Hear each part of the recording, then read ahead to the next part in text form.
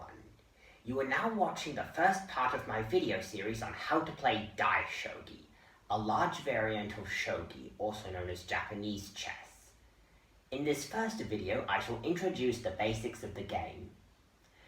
I made this video series because I have seen a few good videos here on YouTube of how to play the 12x12 variant Chu Shogi, but hardly any on Dai Shogi.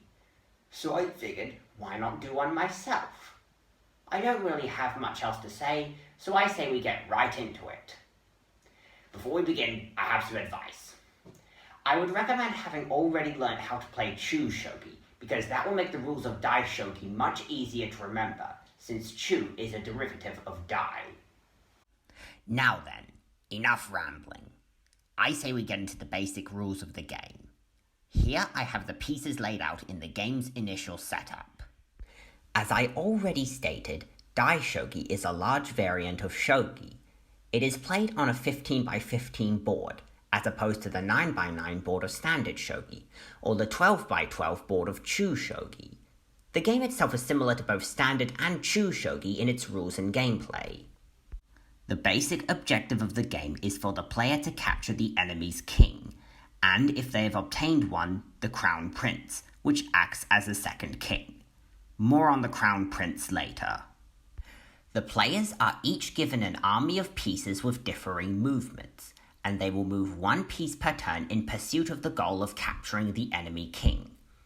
Like with standard shogi, the pieces are wedge-profile tokens with Japanese kanji on them, and they are not differentiated by color but rather by orientation as one's pieces face towards the opponent.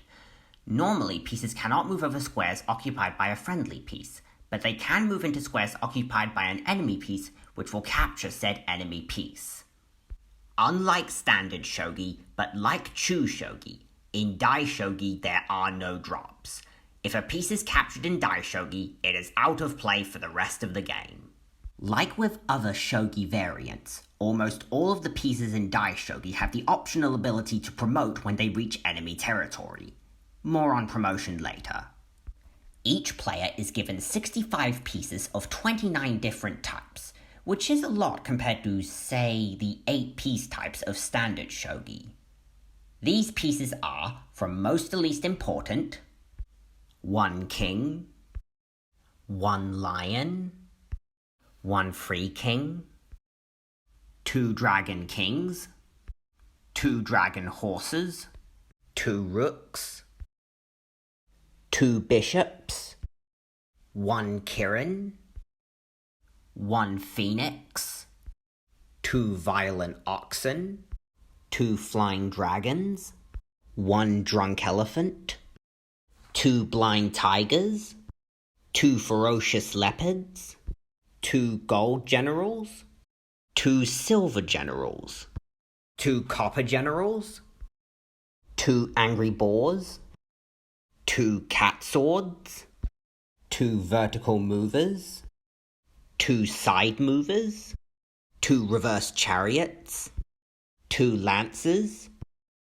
2 knights, 2 evil wolves, 2 iron generals, 2 stone generals, 2 go-betweens, and 15 pawns.